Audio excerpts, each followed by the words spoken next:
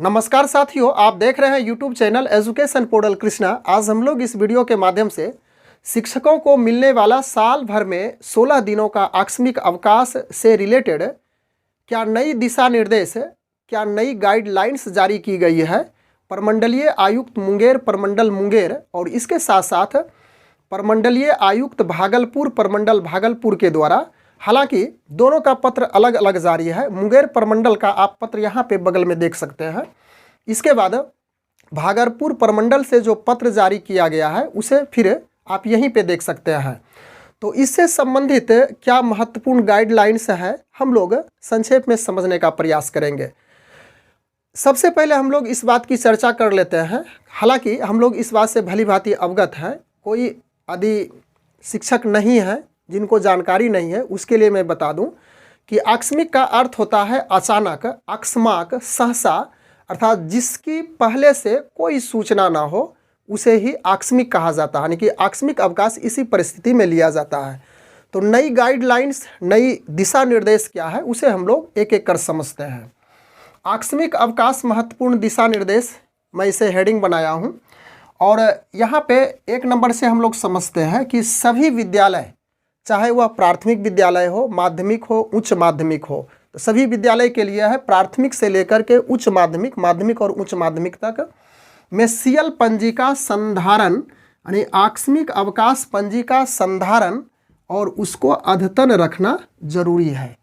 तो यह बातें तो चलती आ रही है, सभी विद्यालय में लगभग इसका संधारण हो ही जाता है सीएल पंजिका और इसे अपडेट रखा ही जाता है।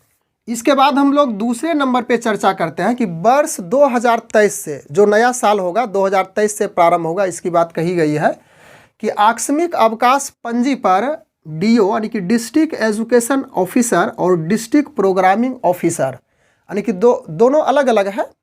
जिला शिक्षा पदाधिकारी या तो फिर जिला कार्यक्रम पदाधिकारी द्वारा प्रति हस्ताक्षरित कर, इस बात पे ध्यान देंगे कि प्रति हस्ताक्षरित कर विद्यालय को उपलब्ध कराया जाएगा, यानी कि विद्यालय में उपलब्ध होगा।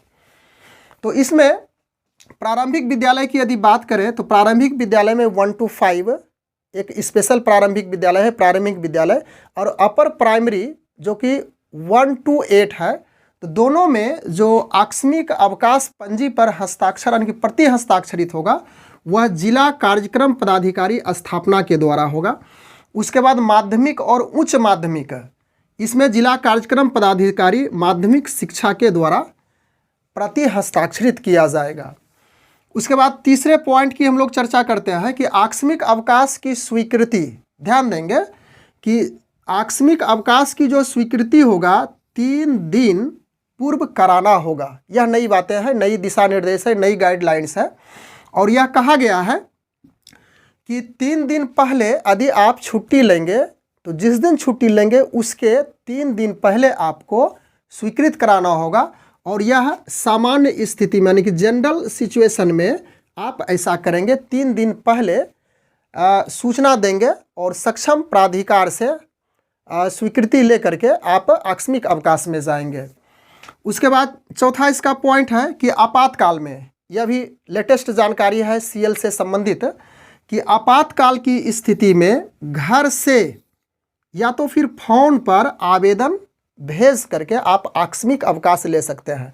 तो आपातकाल की स्थिति आप समझ रहे हैं कि जब आप विद्यालय आने से असमर्थ हैं, आप अपने आप से वैसा महसूस कर रहे हैं कि अब संभव नहीं है विद्यालय जाना, तो वैसी स्थिति में आप फ़ोन के माध्यम से आवेदन भेज करके आकस्मिक अवकाश ले सकते हैं।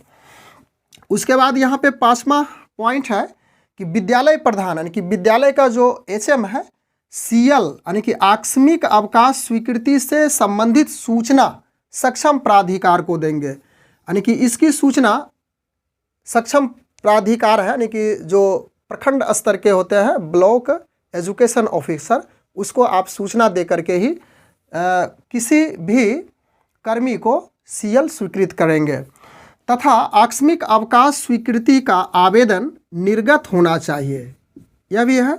उसके बाद 6ठे नंबर पे हम लोग चर्चा कर लेते हैं, यह भी लेटेस्ट जानकारी ही कही जाए कि 10% से अधिक, ध्यान देंगे 10% से अधिक शिक्षकों को अवकाश एक साथ स्वीकृत ना किया जाना है।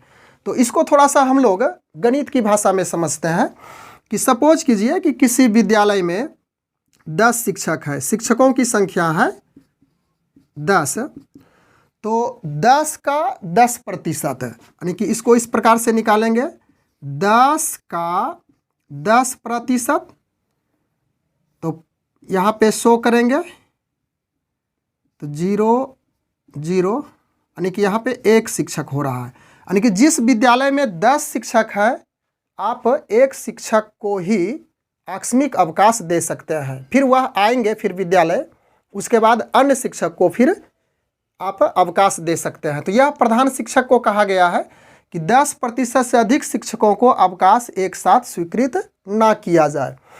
तो यहाँ पे हम लोग समझे कि जिस विद्यालय में 10 शिक्षक हैं तो वहाँ पे मात्र 1 शिक्षक को आकस्मिक अवकाश मिल सकता है, और जहाँ पे 20 शिक्षक हैं तो इस प्रकार से आप करते चलेंगे, 2 शिक्षक का आकस्मिक अवकाश मिलेगा। उसके बाद आगे है कि 5 या कम शिक्षकों वाले विद्यालय में, यहाँ पे चर्चा की गई है कि 5 या कम शिक्षक वाले विद्यालयों में HM द्वारा BO के अनुमोदन के बाद, ध्यान देंगे कि जहाँ पे 5 शिक्षक हैं या 5 से कम हैं, यानी कि 4 शिक्षक, 3 शिक्षक, 2 शिक्षक, 1 शिक्षक, तो HM द्वारा यानी कि प्रधान शिक्षक द्वारा BO ब्लॉक एजुकेशन ऑफिसर के अनुमोदन के बाद ही उसे आकस्मिक अवकाश दिया जा सकता है। तो इस प्रकार से जो महत्वपूर्ण दिशा निर्देश आकस्मिक अवकाश यानी कैजुअल लीव से संबंधित जारी की गई है उसे हम लोग समझने का प्रयास किए। बस आज के वीडियो में हम लोग इतनी ही चर्चा करने के लिए उपस्थित थे। Thanks for watching, good bye.